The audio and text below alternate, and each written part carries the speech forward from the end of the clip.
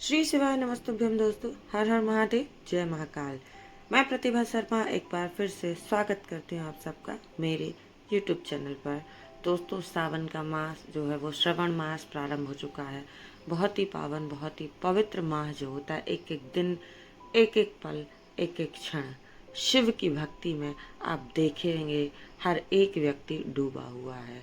शिव भक्ति में शिवमय पूरा वातावरण आपको देखने को मिलता है और शिव को प्रसन्न करने का यह सबसे खास, सबसे विशेष जो है वो महीना माना जाता है। यानी कि सावन का महीना सबसे खास है भगवान शिव को प्रसन्न करने के लिए। तो चलिए आइए, मैं बात करने वाली हूँ इस वीडियो में कुछ ऐसे उपायों की जिसके द्वारा आप भगवान शिव को, महादेव को, भोलेनाथ को प्रसन्न कर सकते हैं। और महादेव तो महादेव हैं, भोलेनाथ हैं, बड़ी जल्दी प्रसन्न हो जाते हैं। पूज्य गुरुदेव कहते भी हैं कि एक लोटा जल और हर समस्या का हल। तो महादेव के ऊपर समर्पित करना है आपको सिर्फ और सिर्फ एक लोटा जल। अपने घर से लेकर के जाइएगा एक तांबे के पात्र में जल और महादेव को समर्पित कीजिएगा। फिर देखिएगा कि क्या कुछ चमत्कार आपको देखने को मिलते हैं अपने जीवन में। दोस्तों, भगवान शिव के ऊपर क्या कुछ समर्पित नहीं किया जाता है ये भी आप सबको पता है, और क्या कुछ समर्पित करना चाहिए ये भी आपको पता है। इस वीडियो में मैं कुछ महत्वपूर्ण विषयों पर बात करने वाली हूँ, कुछ जानकारी आप सबको देने वाली हूँ जो आपको बिल्कुल भी नहीं करना चाहिए। श्रावण मास का पहला सोमवार है और आज के दिन से आखिरी दिन तक कृपया करके इन बातों का ध्यान रखें और आप बिल्कुल भी ऐसी कोई गलती ना करें जिसका आपको दुष्परिणाम मिले। लेकिन सभी बहुत सच्चे मन से भोलेनाथ की सेवा करते हैं, पूजा करते हैं, मंदिरों में जाते हैं। आप दूध, जल, घी, मूंग, चावल, हल्दी, चंदन, सब कुछ जो जो आपको समझ पड़ता है या गुरुदेव अपनी कथाओं में बताते हैं, उन उपायों को करते ज़रूर हैं। लेकिन अक्सर ये कहते देखा गया है कि भाई हमें इनका लाभ जो है वो नहीं मिल पाता है या पूरी तरीके से फल जो है वो नहीं मिलता है। तो ये बातें आपको ज़रूर से ध्यान रखनी चाहिए कि हम ऐसी क्या गलतियां ना करें कि हम जो उपाय कर रहे हैं उसका हमें परिणाम प्राप्त नहीं हो रहा है।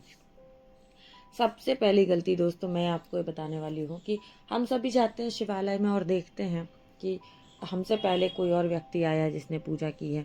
बहुत सारे लोग क्या गलती करते हैं, जो शिवलिंग के ऊपर बेलपत्र होती है ना, उसको उठा करके साइड में रख देते हैं और जो आप खुद घर से लेकर के जाते हैं, आपने पूजन पाठ किया और वो साफ बेलपत्र जो आप अपने घर से लेकर के गए हैं आपने वो समर्पित कर दी। लेकिन आपने गलती क्या की, आपने गलती ये की कि जो बेलपत्र जो कि महादेव को सबसे प्रिय है, वह बेलपत्र जो किसी व्यक्ति ने पहले से समर्पित की थी, आपने उसको उठा करके साइड में पटक दिया, आपने उसको कूड़ा समझ के साइड कर दिया। तो ये एक बहुत बड़ी गलती होती है जो आपको बिल्कुल भी नहीं करनी चाहिए। वैसे भी पूज्य गुरुदेव ने यानी कि पंडित प्रदीप मिश्रा ने अपनी कई सारी कथाओं में यह बताया है कि बेलपत्र एक ऐसा पत्र है जो शिव को समर्पित होता है, जो शिव को प्रिय है। लेकिन इस बेलपत्र को आप 21 दिन तक चढ़ा सकते हैं। ये बासा नहीं माना जाता है। 21 दिन तक यानी 21 डेज तक एक बेलपत्र को बार बार धुल करके, साफ कर करके आप उसको चढ़ा सकते हैं। तो पहला तो निवेदन मैं आपसे ये करूंगी कि भाई हर कोई व्यक्ति बेलपत्र के पेड़ से अलग अलग पत्तियां ना तोड़े। आप इतनी पत्तियां तोड़ेंगे तो बेलपत्र का पेड़ ही एक दिन खत्म हो जाएगा।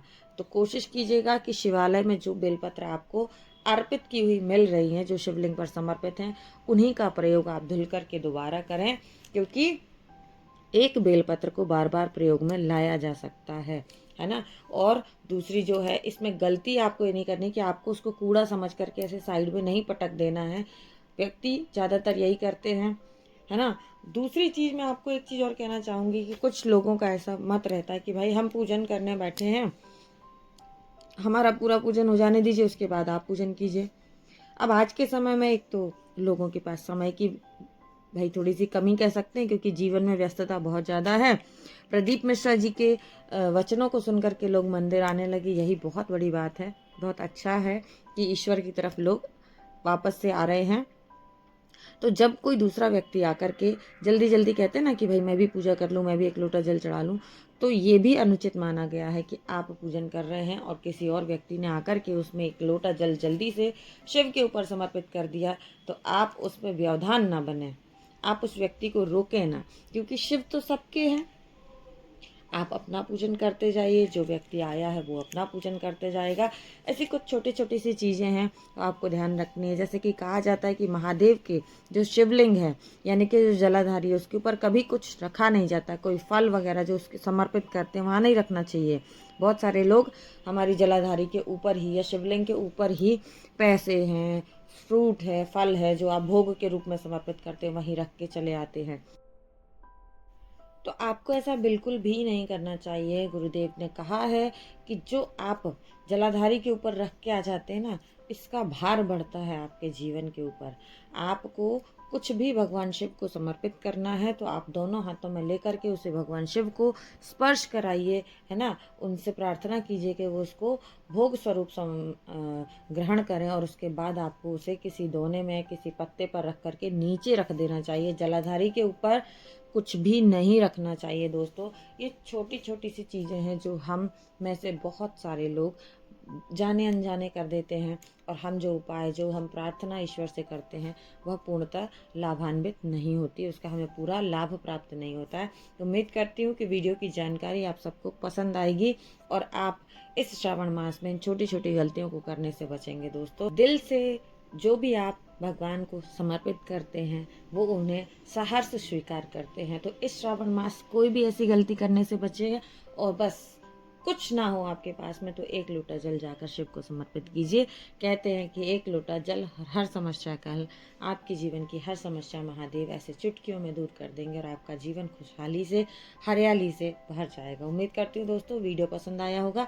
वीडियो पसंद आया तो वीडियो को लाइक शेयर सब्सक्राइब जरूर कीजिएगा, और ऐसे ही महत्वपूर्ण वीडियो देखने के लिए मेरे साथ बने रहें। मिलेंगे अगले वीडियो में, तब तक के लिए श्री शिवाय नमस्तुभ्यम।